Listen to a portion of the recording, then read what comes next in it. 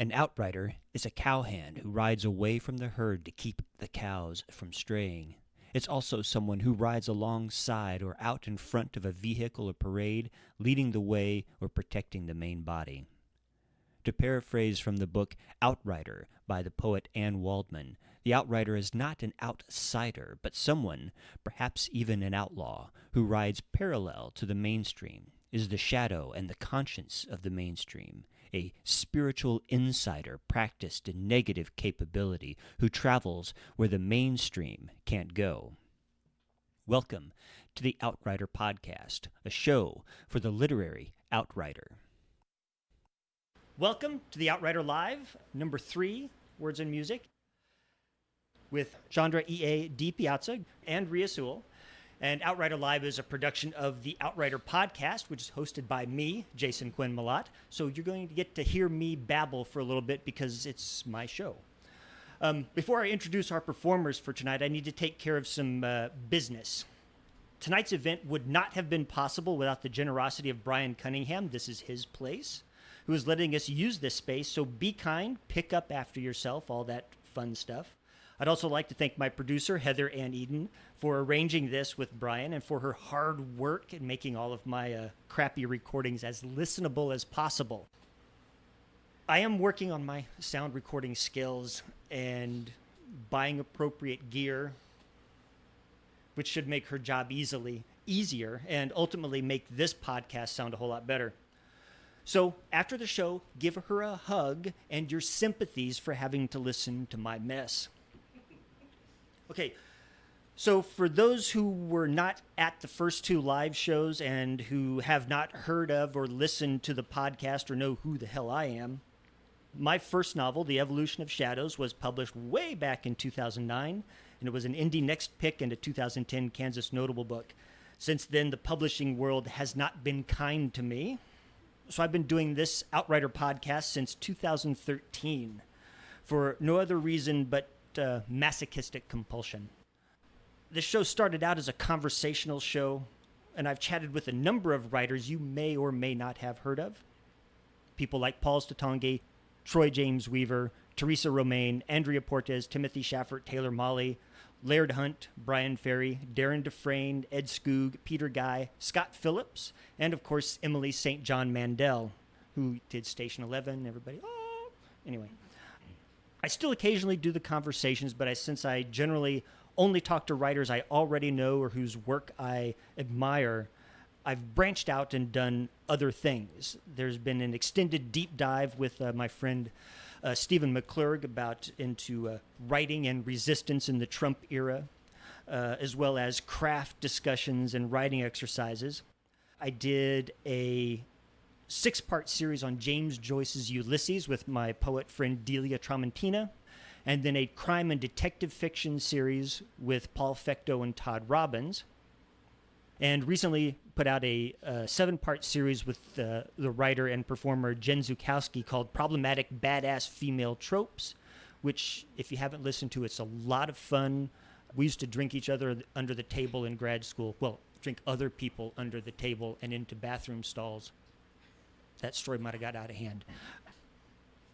But we're a lot of fun. And I just put out a short little piece, a one-on-one conversation with Todd Robbins, because he just published or just started releasing this literary journal here in town, Vautrin.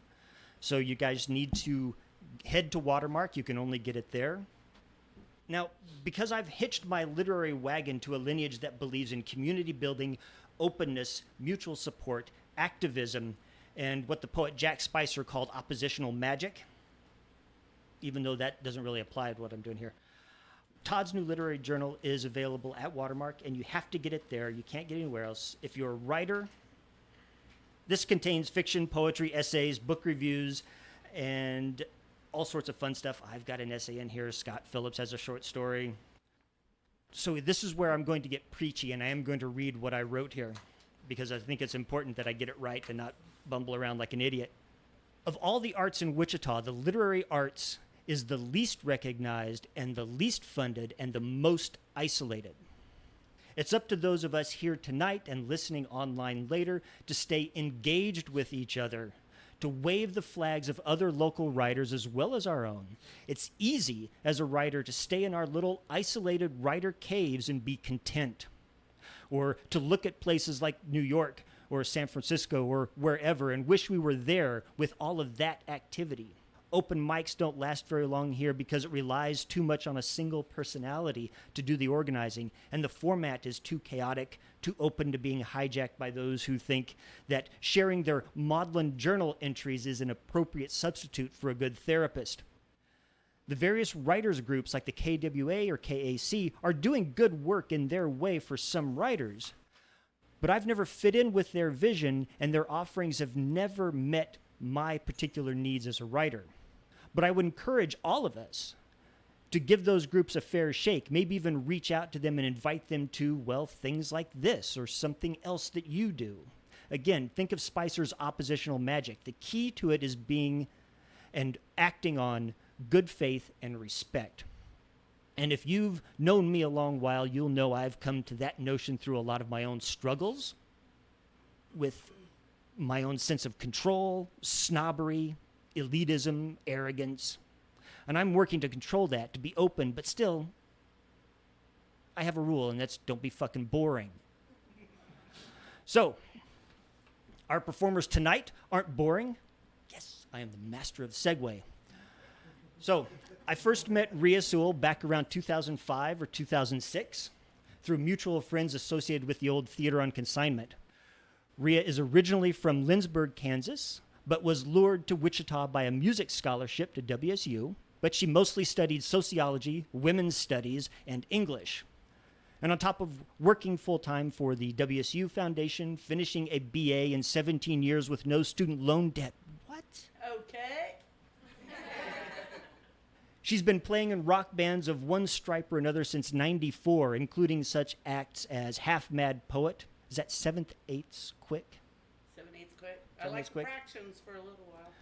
Janet Auga, and most consistently False Flag ICT with Jarrett Schisler, Tracy Saylor, and Pete Studman. Yep. Right on. She played at the 1998 Lilith Fair show and has opened for Joan Jett. Twice, motherfucker. False Flag ICT is getting ready to record their 5th collection of songs, and you can get their EPs, Rubber Blue Steam Fuck Punk, From the Inside, and Celestial Download on iTunes. And Rhea has been working on a solo project, and you'll hear some of those songs here tonight. I'm normally a drummer. I don't know if you said that, but Normally a drummer. Normally everything. You're pretty a cool. normal drum. I'm not going to tell you how I met Chandra. Chandra E.A. Di Piazza grew up in Wichita and got her BGS and MFA from Wichita State University.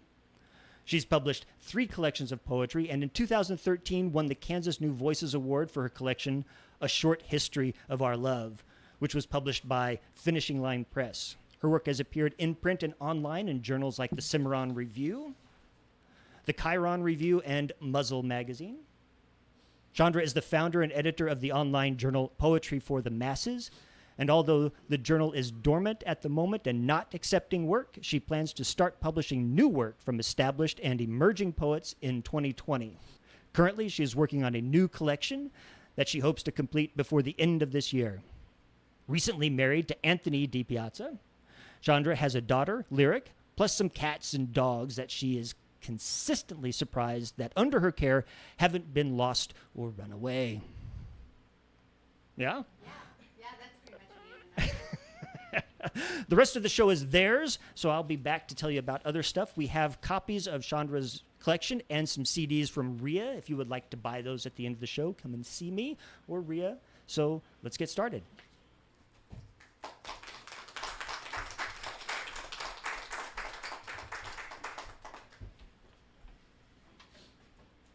So I don't usually dedicate my readings to anyone, but tonight I'd like to dedicate my reading to my husband. We're newlyweds. We've been married almost 6 weeks, as I put on my reading glasses, hence the fun of turning 45. Because I don't know if I would be where I am right now without him. And I'm going to be reading mostly poems from my collection, which you are welcome to buy a copy of from Jason, A Short History of Our Love. But I do have a few newer pieces to read, and we'll get to those later. So the first poem is called Things I Don't Tell You. When I was 6, I woke up on a humid June night, covered in a sweaty mess of chigger bites and Bill's cock in my mouth. My peach panties had slid off while I dreamt of salt and ocean.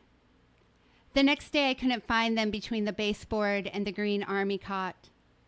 For days I smelled like stale beer and cum. Once I ran through Jeremy's Auntie Irene strawberry patch, throwing off my clothes so he couldn't pour down my cutoffs the bucket of toads they had trapped on the creek bank. He threw the bucket down as I fell hard into the soil. I could not escape his hands or kisses on my small blossom breasts. I sat on the bank of the Arkansas River after an ice storm, wearing just my fake rabbit fur coat and pink moon boots, 3 days after Christmas, while my mother slept her last hangover off.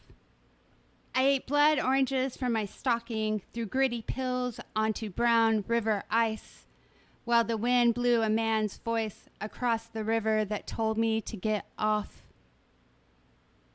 I don't tell you about the high school swimming pool. I would climb under the bleachers with Chris, and he would kiss my hair and ears and slip fingers underneath the elastic of the lavender lycra suit while I coyly teased him with hushed shrieks to stop.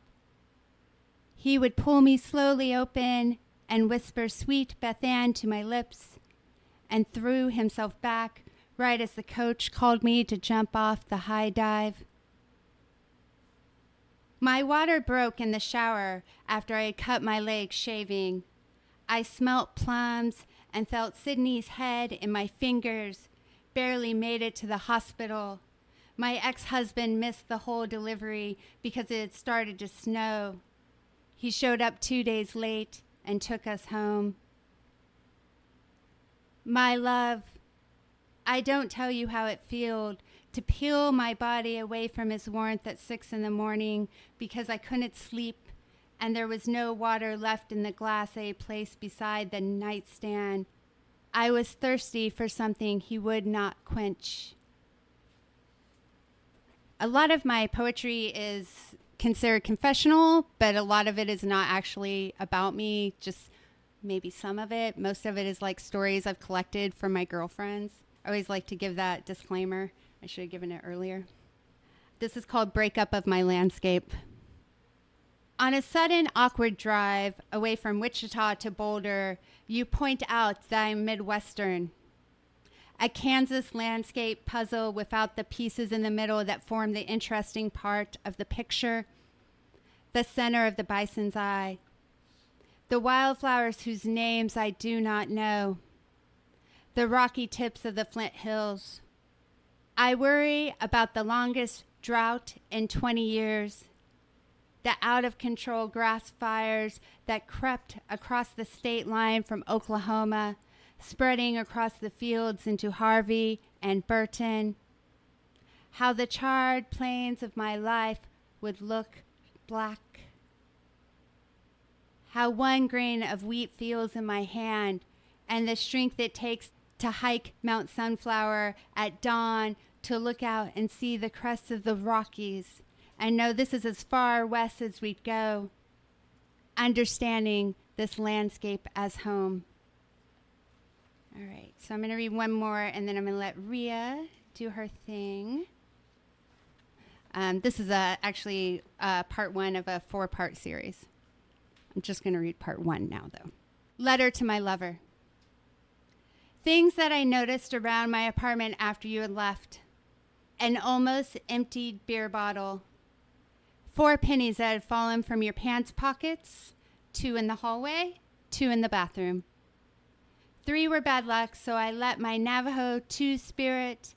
In our lingo, we usually refer to this type of man as a transvestite, crackhead friend / maid, $20 a week for dishes, sweeping, and mopping. lift them from the floor for me, since he is not as superstitious about these things as I am. It's my Irish blood. An empty pack of Marlboro Reds. The impression of your frame in my bed, a slight red mark on my left breast. I should have told you I bruised easily. I guess I should say thank you. I forget that people never know when things end. Thank you. Hey, thank you, Jason, for keep persistently asking me to do something like this. Because it's out of my comfort zone. And then I was talking with I'm going to say it wrong. But I've known her since the 90s, and I watched her read. I think I always say it wrong, just like everyone says my name wrong. In the 90s, we hung out at all the same places in Wichita. Juggernaut, Bohemian Bean. My girl band played at all those places, and she was reading poetry. So this is pretty damn magical. And I named my first band after Patti Smith, Half Mad Poet. And here we are. We get to enjoy her poetry. So there's no such thing as time. And I'm Rhea, and I don't usually play guitar that often. I'd rather beat the hell out of drums. But thank you for inviting me, Jason. This is the second song I wrote all by myself, and it's called Sucker Punch. And it was way before that Pamela Anderson movie. Or a little bit before.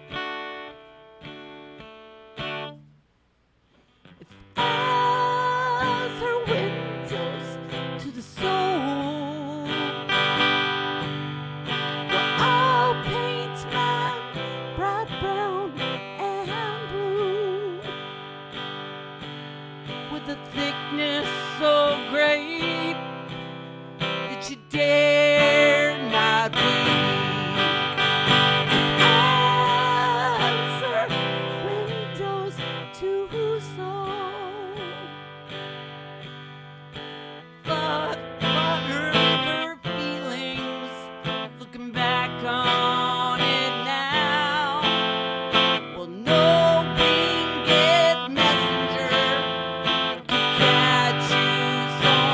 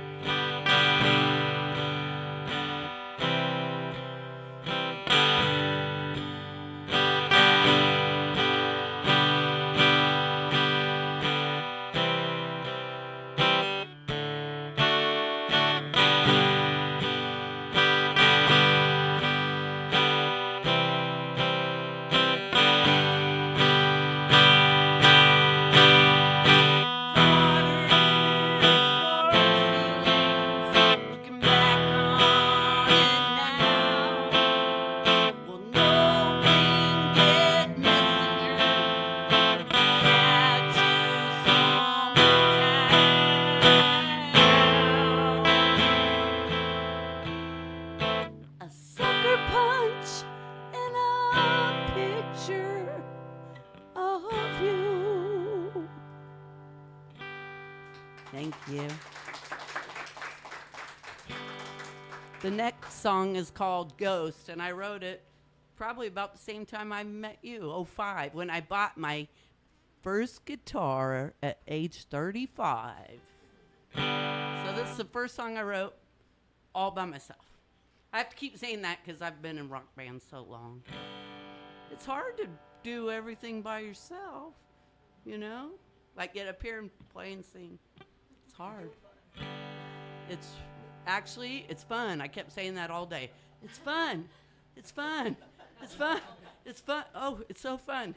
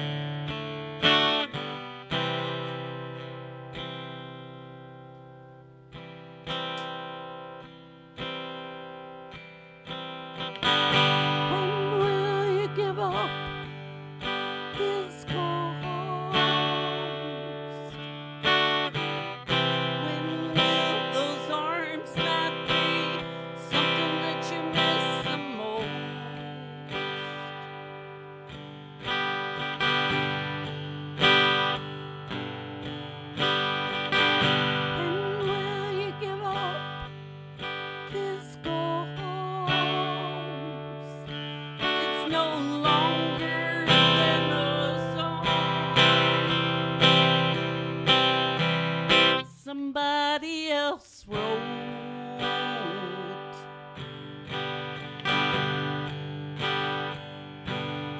You've been waiting by the phone. I know you made a date, and you're sitting and drinking alone, wondering what you're gonna do with all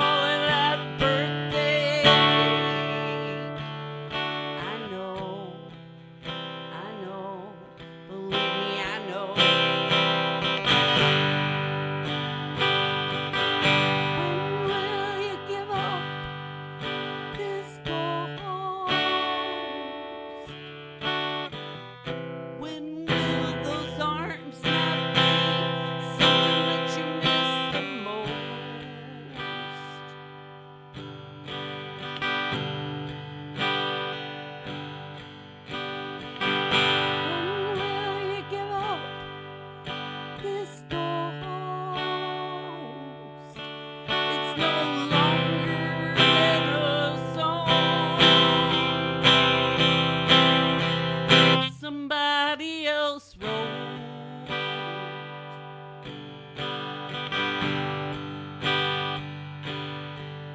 You got a present all wrapped up in shiny red, and gold ribbon is tied in a bow.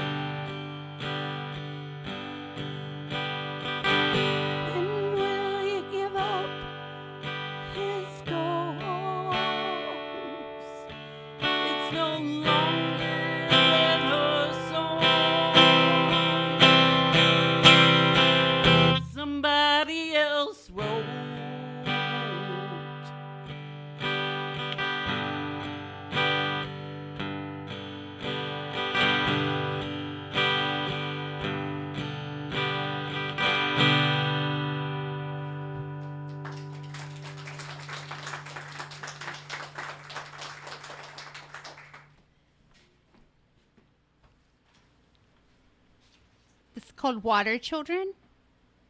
I think it's really timely. I wrote this poem quite a few years ago, actually. I can't even remember how long ago. That's how long ago it was. And I think it's still very timely, especially for women. You'll see why in a second, I hope. Water children. The first happened when you weren't looking, still in high school and dating a man with gray hair. The summer of mercy, and the protesters prayed the rosary outside all 3 of the clinics. There were no fences to protect you from their shouts. That came later. You went to the clinic the least crowded, and the nurse gave you Valium for the first time. You slept and dreamt of a green apple with 5 seeds at the core that fell. True love the second time, but it was decided early on what would be done. Still, though, you cried for hours in the bathtub so he would not hear your wish. And when you arrived at the clinic, there was no crowd, only one young priest. The fence was only halfway up. He handed you a fake candy-striped carnation and a pamphlet on choices. The flower you tied to the rear-view mirror. The pamphlet you dropped to the floorboard, stepping on it as you closed the door. Your lover's hands were sweaty when you woke up, slipped over your face and through your hair. One never happened. Only discussed between each other in the dark when he would have rather slept. You let yourself go.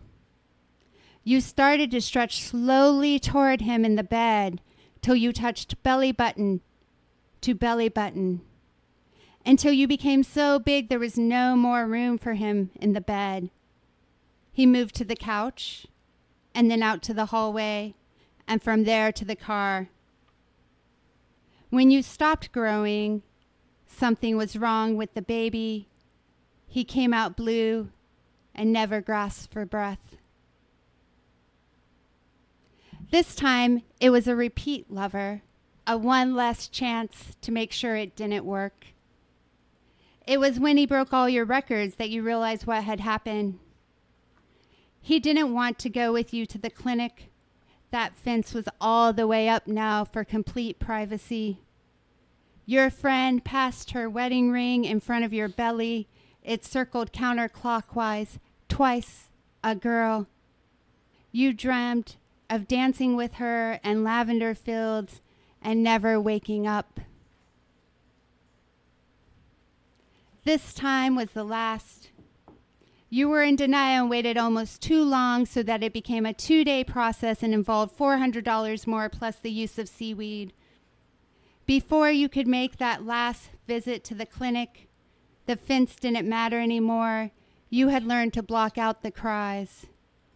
You placed 5 Russian nesting dolls side by side on the mantle, named and bathed them with blessed water that a Zen monk gave you. For your water children who swim through your dreams and whisper that they love you. Since we're talking about babies. Oh, thank you. It's always awkward. No one ever knows when to clap. Don't worry. Since we're talking about women and childbirth, I'll read this poem. It is untitled, but it was my first nationally published piece. So whenever I read it, I'm like, oh yeah, I remember that day. I got the letter in the mail, and I was like screaming in the hallway of my apartment, and everybody came out, and they were like, what's wrong? And I was like, oh my God, I got published. And like, then they were happy. And then when I think I got 10 copies maybe, or 5 contributed copies, and I like ran around town and took pictures of my friends reading it, like with my Motorola cell phone camera, and then like put them on my Facebook. And you can still find them if you're my friends. You'll see many strange people in different areas around town reading a copy of the Cimarron Review. I was really excited. I thought I was going to have this bright career from there. There's still time. It's fine. All right. Anyway, this is untitled. Stephanie was a stripper before the baby was born. The baby wrecked her body. Her belly now a map of wrong turns she took coming home from California. She stands in front of the full-length mirror and cries. The custom-made leopard print bikini bottom doesn't fit over the milk-filled breasts. The bottom stretched to cover and her legs too big to zip up the thigh-high boots. This is a girl who once tried to explain while stoned on the beach listening to the stars and the waves that the problem with Kansas was the interference from the mountains, the lack of ocean nearby, all the negative energy of the world pushed into the plains. Kansas wasn't always this way, I say. Once it too was part of the ocean and flooded with beauty. What the hell does that have to do with anything? She pulls from her suitcase green 3-piece outfits that I can't even begin to piece together. The baby is crying. She says that this is all he does, cry and root for her breasts, but she loves him. He is still unnamed. I try to suggest dignified names and notice his eyes are bluer than waves and so far apart. This is Letter to My Lover too. The weather changed suddenly from fall to winter.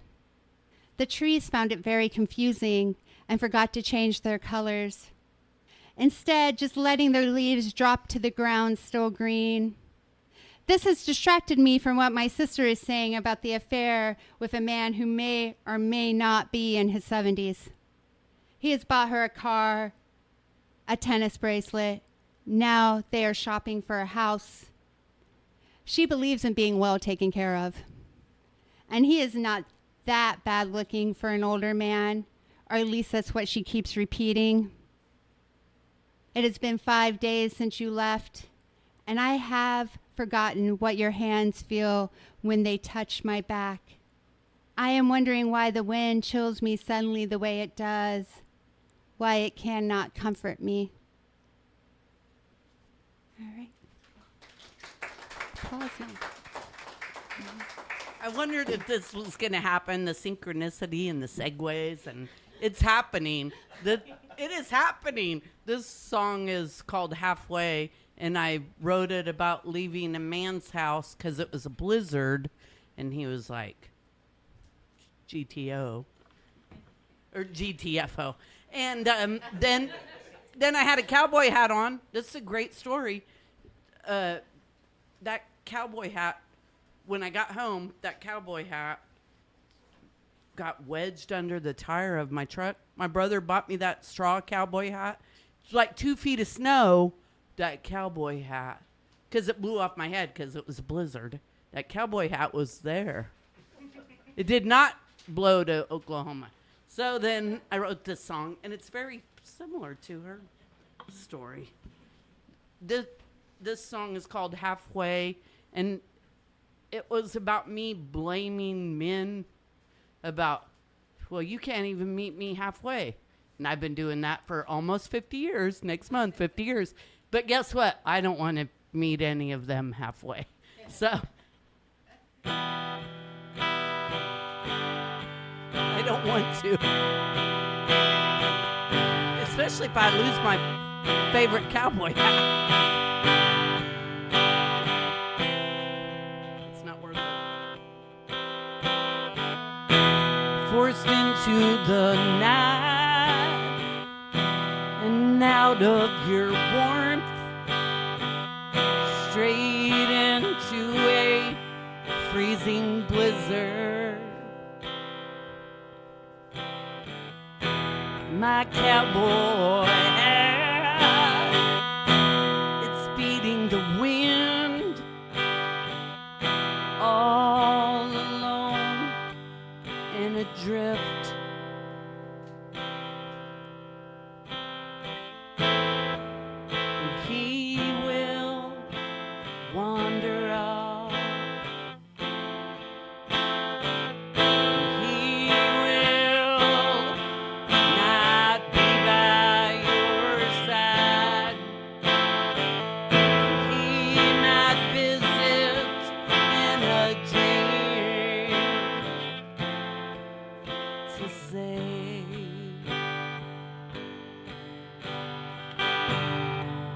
you won't like the things I do.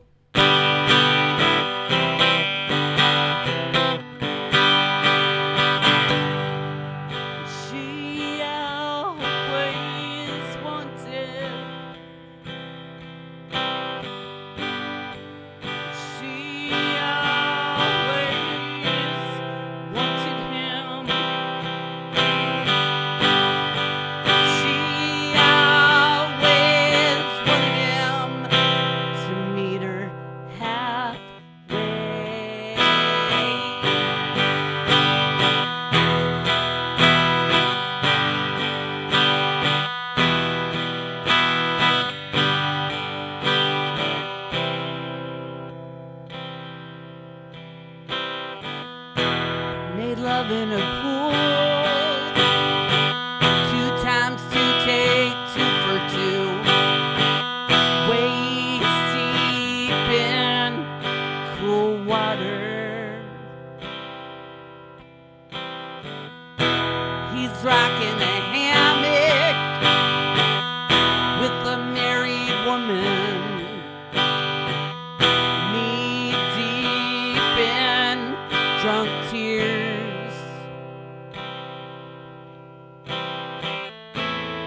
And he will wander off. He will not be by your side.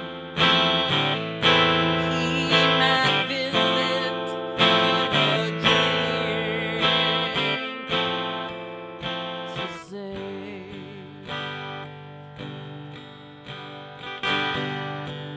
you won't like the things I do.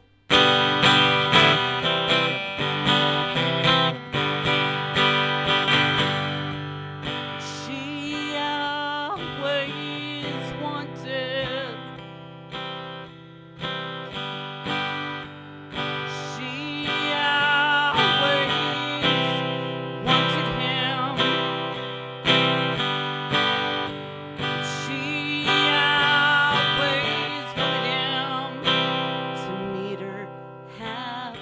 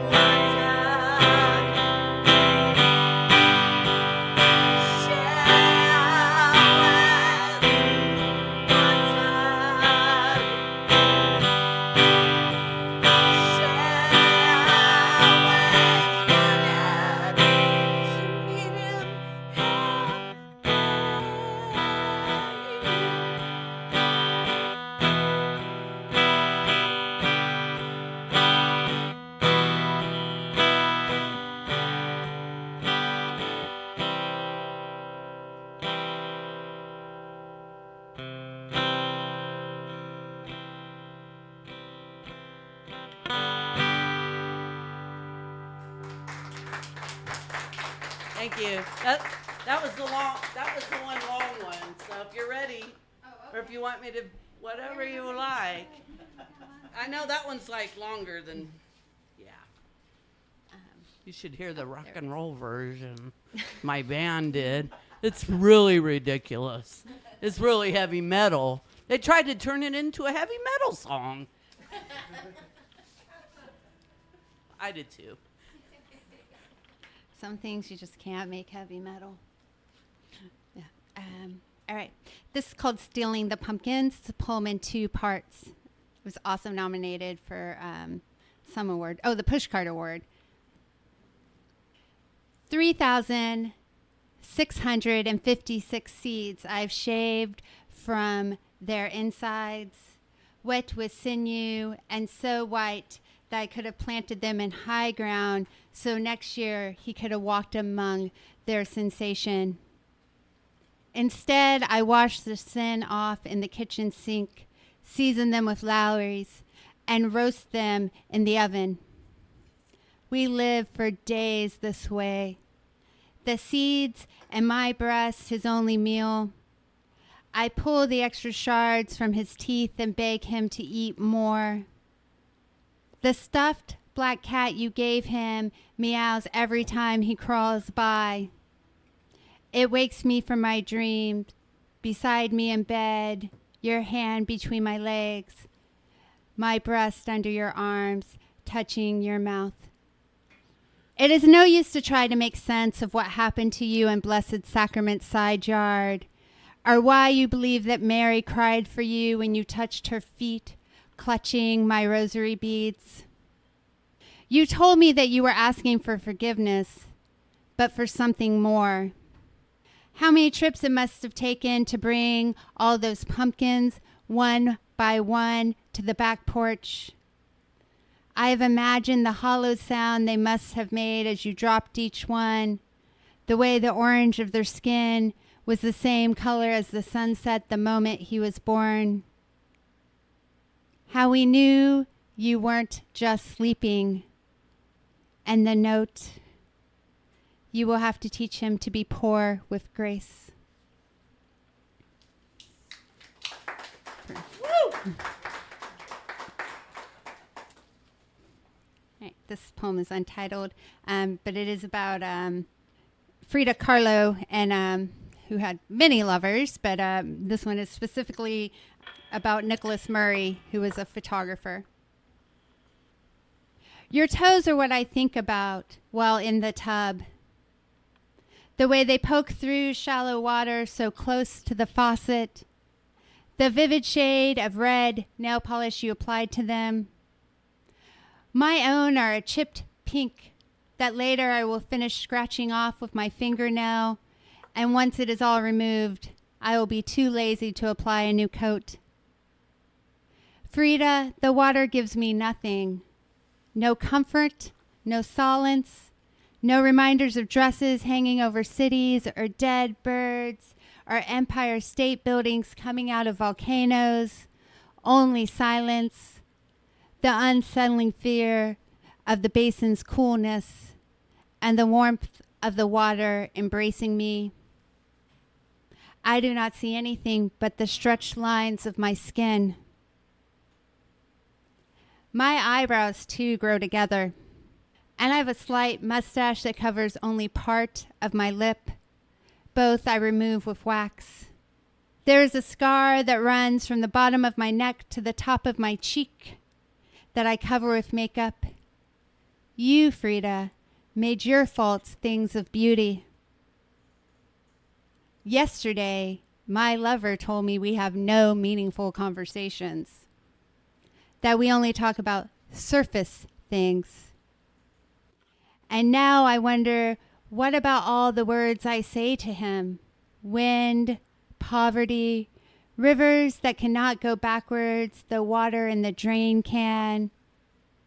How the sparrow's sad song reminds me of his cello. I read your love letters to Nicholas Murray on the museum wall, and as I stood there, my lover released my hand, wandered off. Would Diego also not speak to you, forcing you to give your words to another? Perhaps I should start writing to my lover's cello. If I did, would the cello write back in low or high notes, or perhaps in harmonic chords? Could the cello say, I will never forget you, as Nicholas Murray said to you? We will all eventually be forgotten. If we are lucky, perhaps someone will find our love letters, give us redemption, frame them and place them on a wall, or hold them in their hands and read them over and over again. But for now, I will just whisper, love, take my hand. Let me not be forgotten.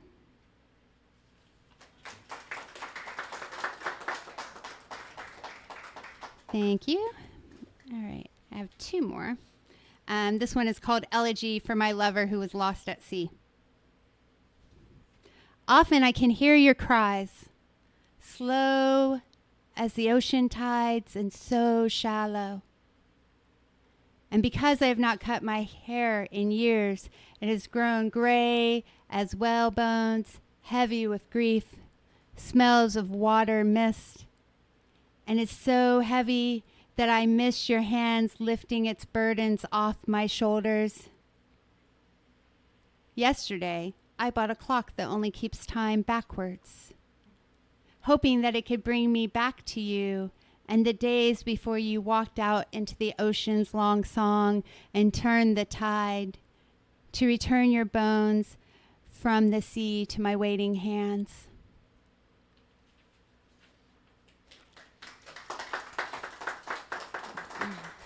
Okay. It's actually part of my newer collection, yet untitled.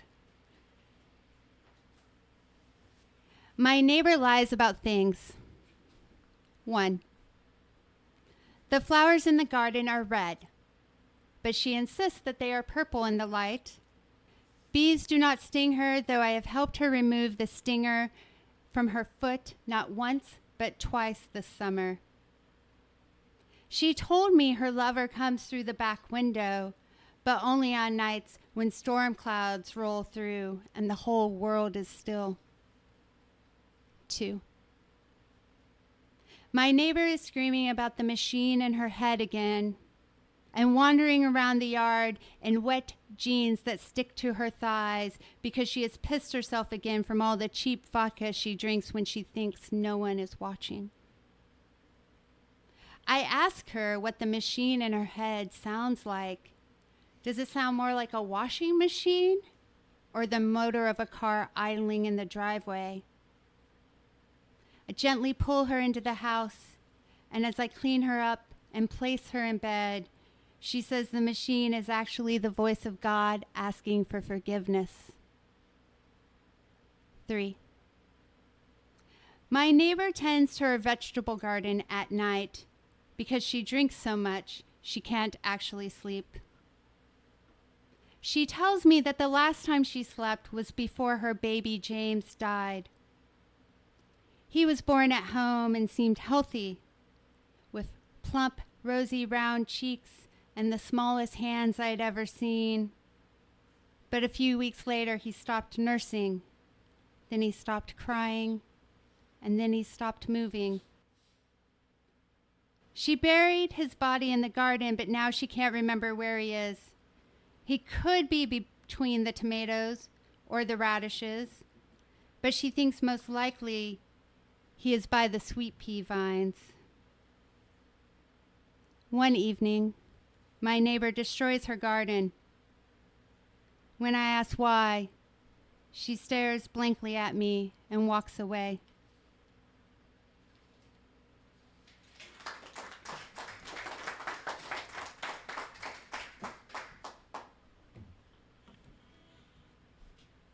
Okay, this song I wrote called Telling Fortunes. Soon after I became a certified angel card reader. I'd love to read your cards sometime. But the fortune teller versus angel card readings, I don't know. So I wrote this song. It isn't what she told me, but that's what happened.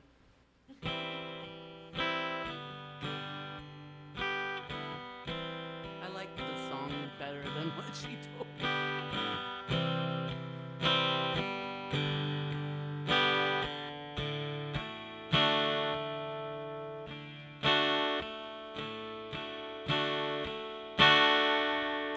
The fortune teller said you'd bring me down. Well, my friend's been telling me the whole year round. I think that we should leave it alone. We got a handful of other lovers to lie upon, but it feels a lot like love. It felt a lot like love.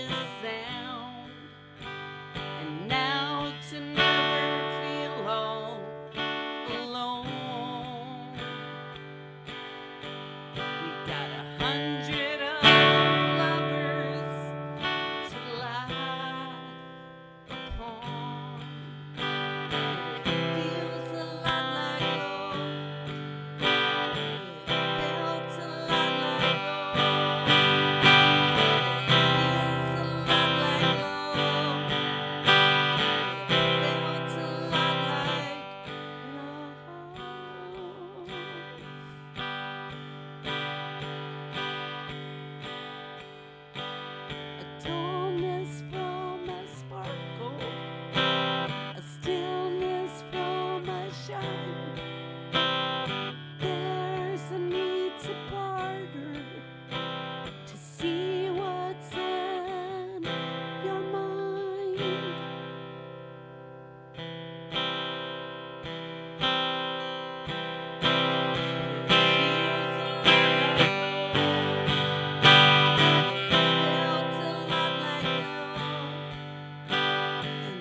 Feels a lot like love.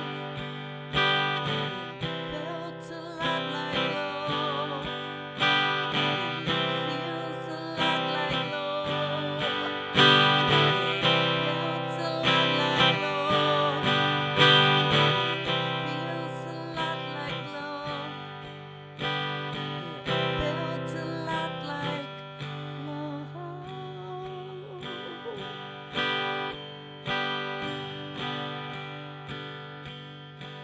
The fortune teller said you'd bring me down.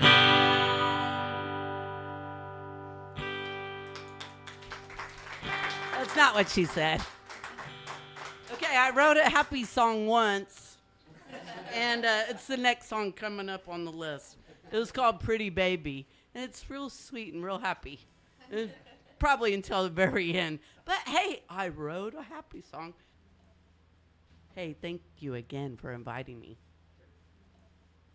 This song's called Pretty Baby, and he was pretty.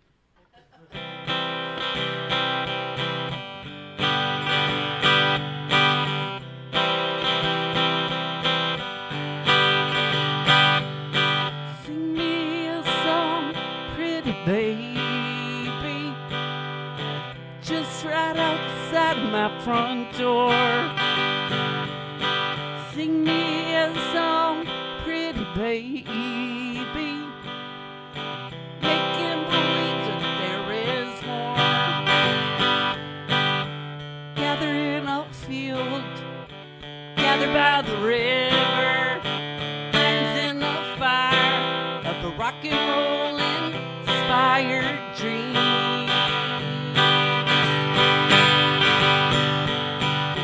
Sing me a song, pretty baby,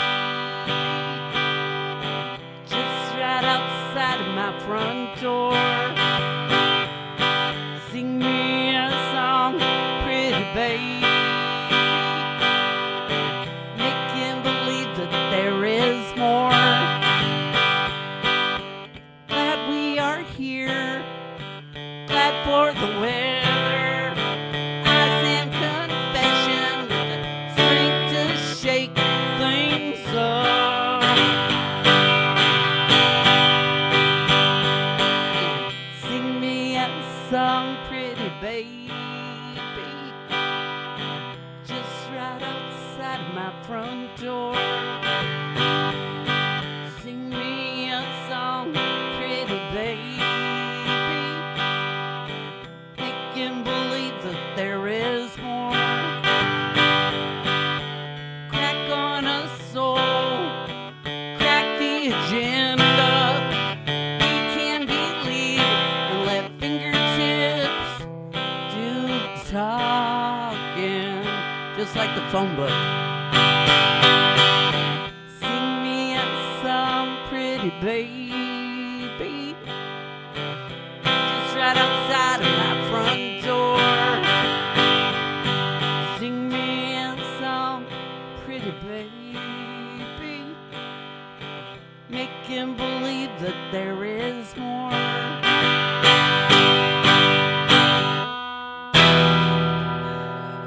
Who can believe we never heard those words before?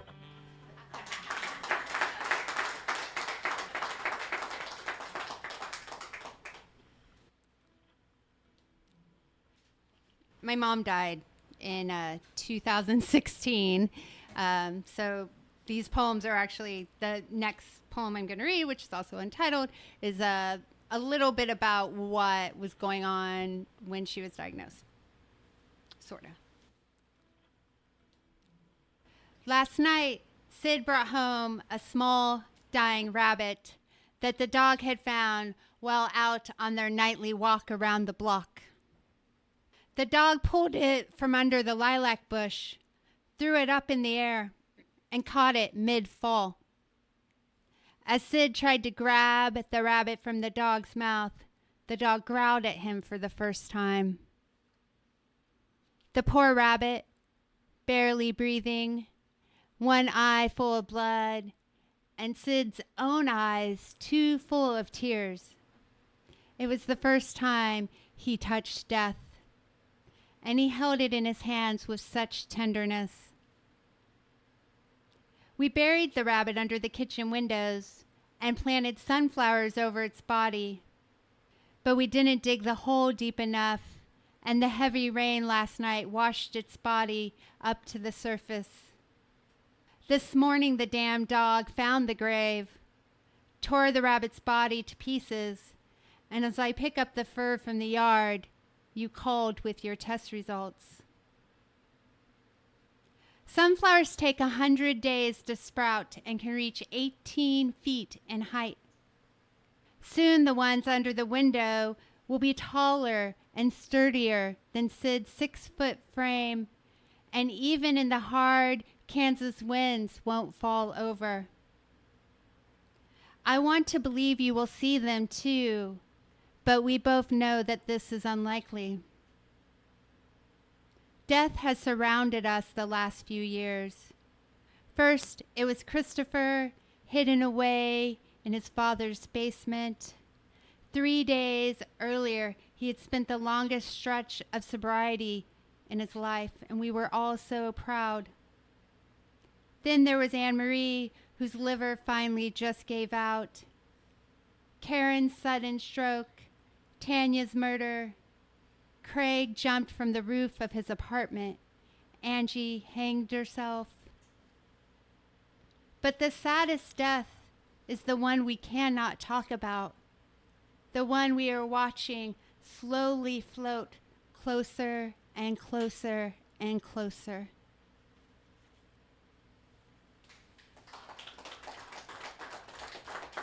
I'm an only child, so it was my mom's death was really shocking and very sudden. That's actually part one of a piece I'm working on called 41 Days, which is the 41 days from her diagnosis to her death, because she did not have health insurance and we live in Kansas.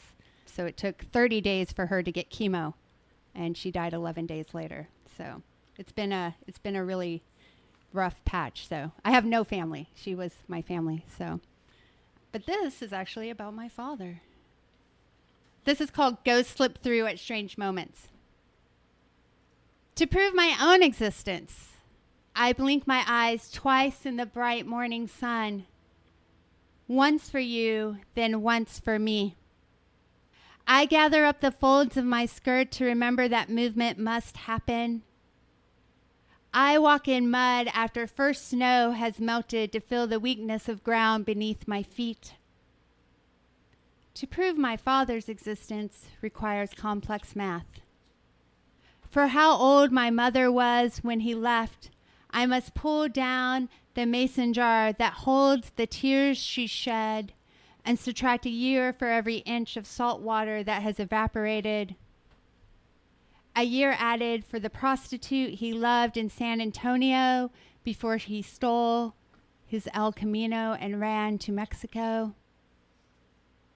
If my father had brought me home in that car, I would be able to add 2 more days, but my mother walked home through March rain, carried me close to her chest. For that, I must erase the days, months, and years, start again. When you speak of your father, it seems so simple. He died 4 days after you turned 10. 10 multiplied by 365 plus 6, 2 days added for leap year, equals 3,656 days. I wonder how you know your memories are real. They seem real on those silent evenings when you feel overly nostalgic and play the childhood home movies. We sit together in the cross light of evening in quiet belief as he moves across the screen. Concrete floors and cold dance halls was how my mother started all stories of him. If the floor was concrete, he was preaching about predestination in the middle of a break room of some temp job. If it began with, the dance hall was cold, she is explaining the night they met in 1970. I have no pictures of him, just shadowy memories of hands holding me high around the waist into sky, touching my hair, and wondering if that was how the wind and clouds felt when they touched. When I wake in the night through the moonlight, I reach over and touch your arm. I pull you in and count your breaths. 1, 2, 3.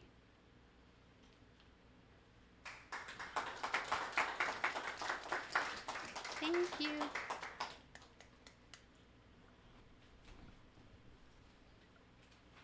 Okay. Some my songs are a little bit more. That's heavy to follow, that stuff. And she was talking about my girl Karen. Are you kidding me? So anyway, this song is called "What If." Somebody was impersonating a rock star that I really love. I think I got catfished, but they were like, "Oh, we want to do stuff with your band," and then I was like, "Yeah." And then when I told my band about it, before I knew I was being catfished, they said, "Well, we just want new teeth." So then when I figured out it wasn't the rock star, I was somebody pretending, and then I wrote this song because I was angry, and actually I'm not that angry. I love. So this song is called "What If."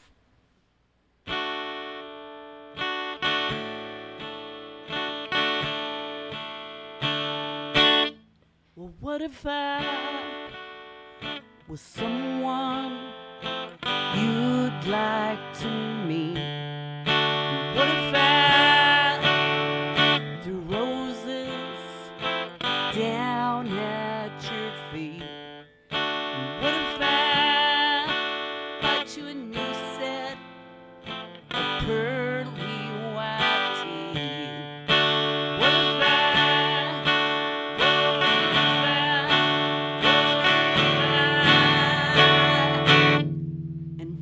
if was someone you'd like to meet?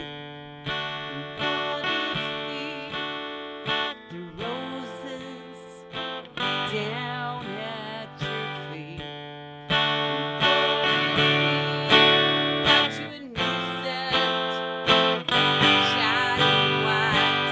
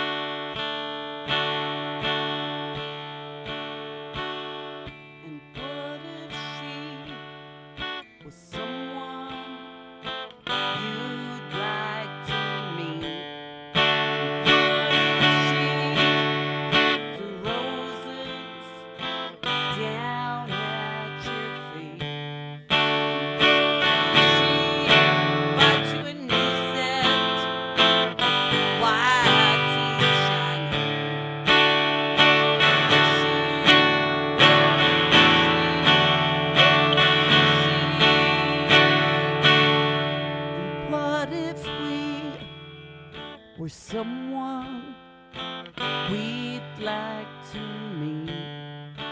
What if we threw roses down at our feet? What if we bought us a new set of white teeth?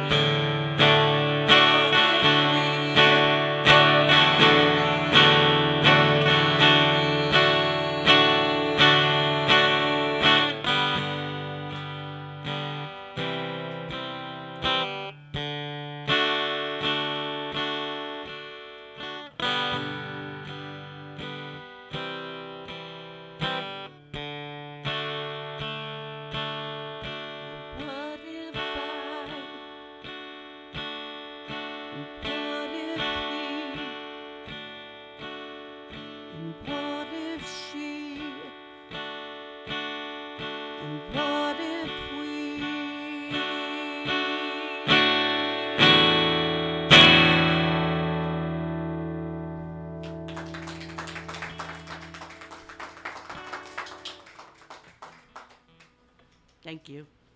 The next song was from a dream I had where I went to New Orleans. I've never been there.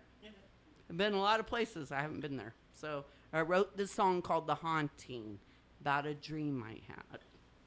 So now I need to go there. I'm too chicken shit to go there. Went to Memphis twice and got just freaked the hell out from all the history and the ghosts and the darkness and, you know, Dr. King and Jeff Buckley, and I was walking around there going, I'm ready to go back to Kansas. So this song's called The Haunting, only about a dream.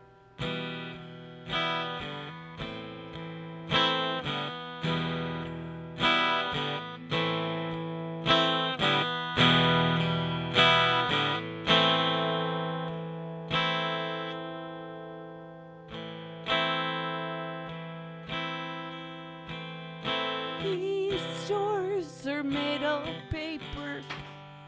These locks are toy things.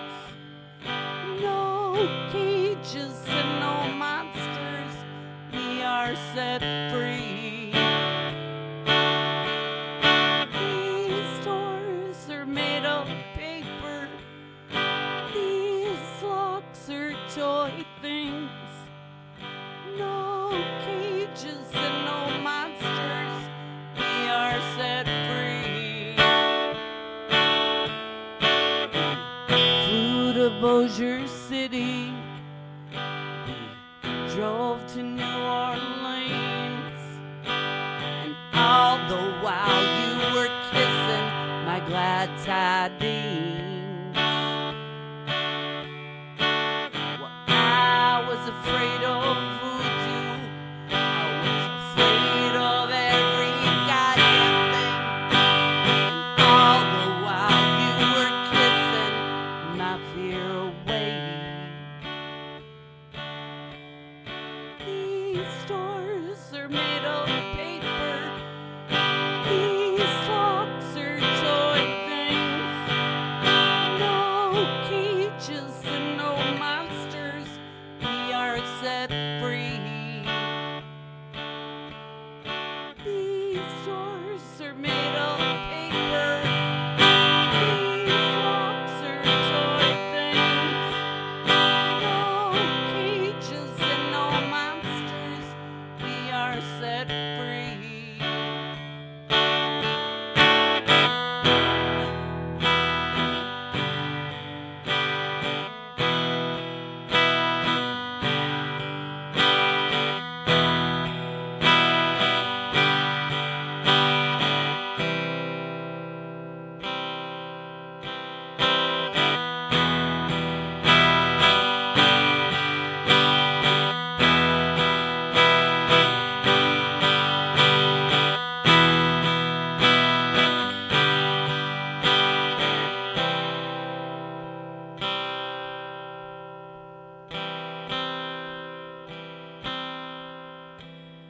We were strolling through wild gardens. We were walking through the haunted house. We were strolling through wild gardens. We were walking through the haunted house. We were strolling through wild gardens. We were walking through the haunted house. We were running through the haunted house. Running through the haunted house. Running through the haunted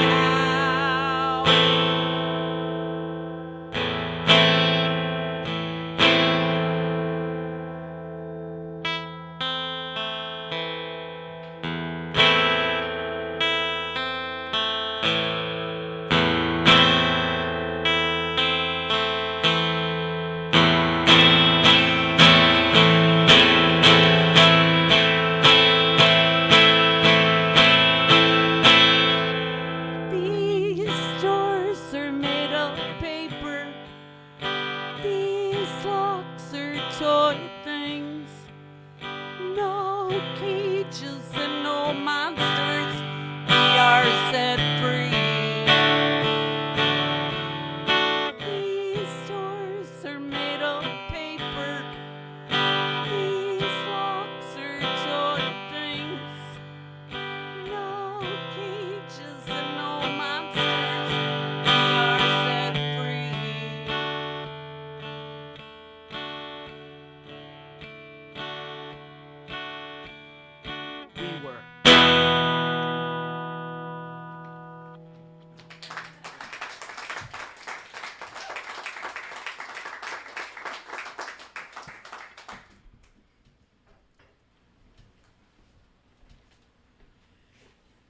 So this is a title piece from my book, A Short History of Our Love.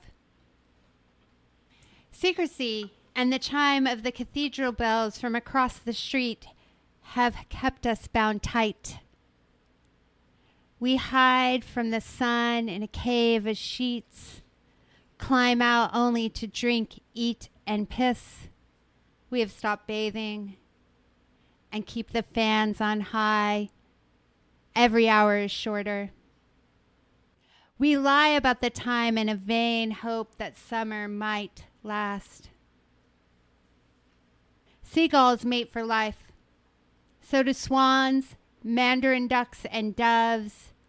But we have not learned the merit of how to hold on through dark clouds and sleet. Re-release when we can feel the breath against our bodies, the moment first snow falls. We know no other way, as much history as genetics. My sister knew you would come back, called late in the night to tell me she dreamt of you trying to fish for salmon that were spawning, and the clouds reminded you of home and heat. The days of light agonizing in Alaska, and you missed the dogwood trees, was all you said when you turned the key to the lock that I had promised to change. I was not surprised to feel your arms wrapped tight around my waist or hear whispered promises that you will stay. It is the same wish your wife made last night with her eyelash, the one I made just now against the clasp of this necklace.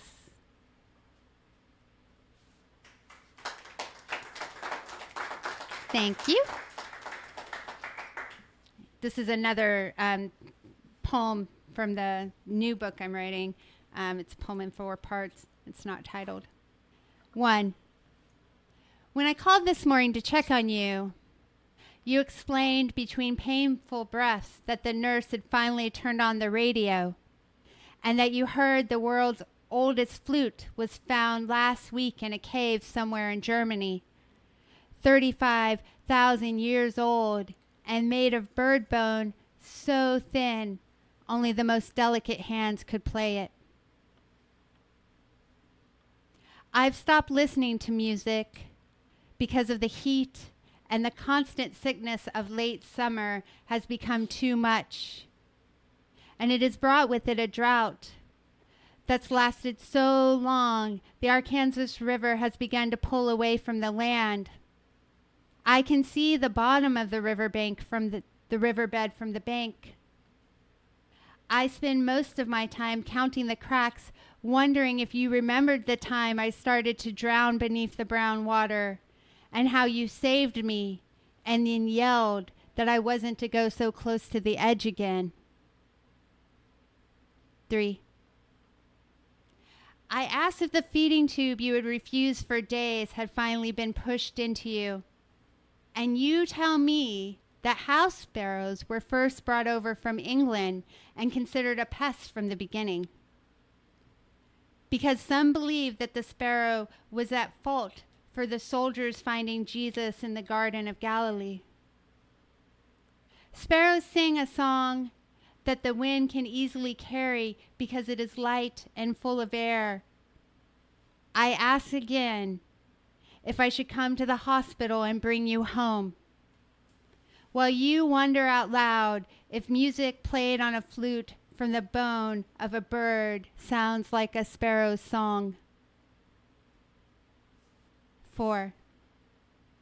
Walking into the hospital for the last time, I see a wounded sparrow, one wing dragging on the ground and its song so low and strangely lost that I recorded on my phone for you to see. But you are not awake, so I sit beside you and hold your delicate hands.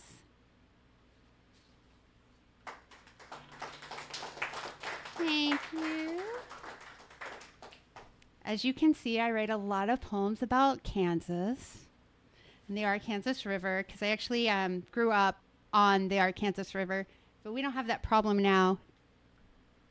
My mother carried me home through March rain, held me close to her chest. My cries like a sparrow's wings beating backwards, so she did not notice that only the left hand of the moon was lit or that the Arkansas River was overflowing. She found only the note from my father when she opened the door. If you can see God for only a second, how can you say no? I lean up against the maps of Africa in the hallway. I curve and lay my head against your chest and listen to the unevenness of your heart. My father asked my mother to marry him only once. On their second date, after he had finished a night shift at the foundry and she was on her way to work the breakfast rush at the nifty kitchen. Inside the El Matador, the piss-drunk bar across the street from her studio apartment, they sat at the front table, the one light first touches, and quietly looked down at their hands. She rose from the table, her red hair streamed down her back and weaved smoke as she walked out. The rain hasn't stopped. You stand entirely quiet as I touch your shoulder. Our child's wings have yet to beat.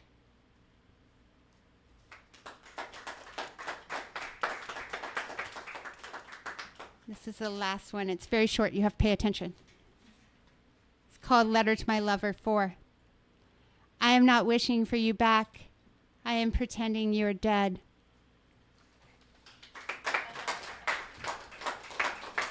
Thank you. I'm only going to do one more song because that's my own last original. So I want to do covers all night. I could play all night, but we're not doing that. This song, my rock band has been calling me the Hammer Queen for like at least 10 years. So in the paper, there was a little snippet where this lady went to her boyfriend's house demanding a wedding ring. And then she started smashing his door in with the hammer. And then she smashed his coffee table. And then she started trying to smash on him. I was like, I think we found the real Hammer Queen. So I went home and wrote this song. And disclaimer, like she was saying earlier, I sold my wedding ring for $21 in the 90s. So this song is not about me.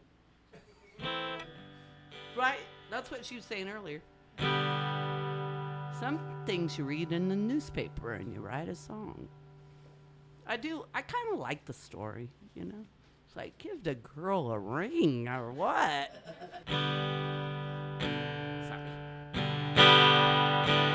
I think that's pretty good, right? This was kind of nerve-wracking for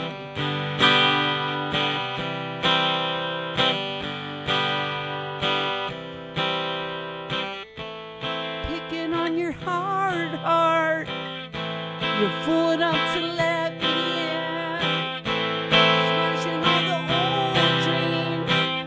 Where do we begin?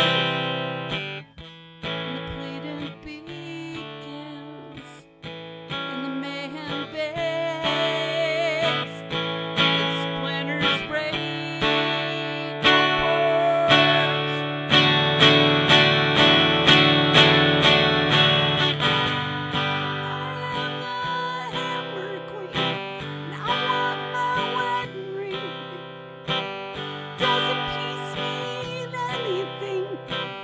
Doesn't a promise mean anything? Doesn't matrimony mean anything? Doesn't love mean anything to you?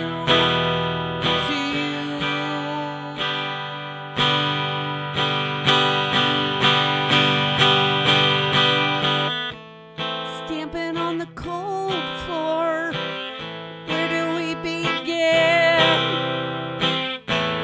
Smashing all the old dreams. This has got to end. And the pleading begins. And the mayhem begs. And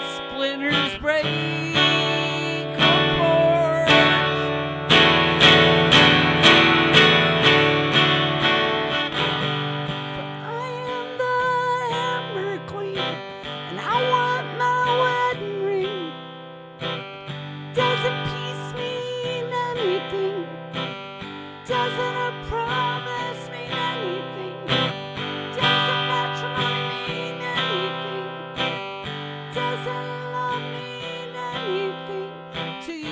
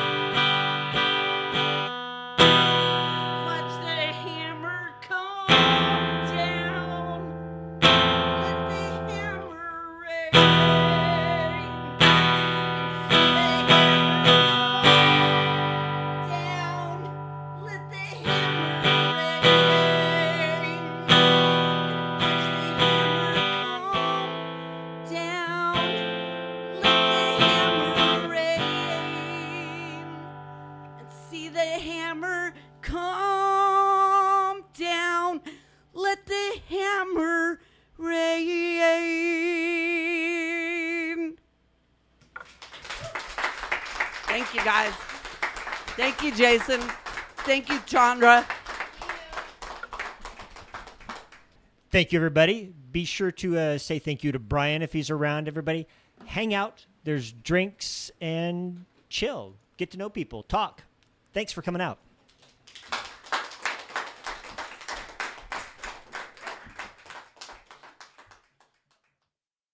This episode, Outrider Live Words and Music 3, was recorded in front of a live audience.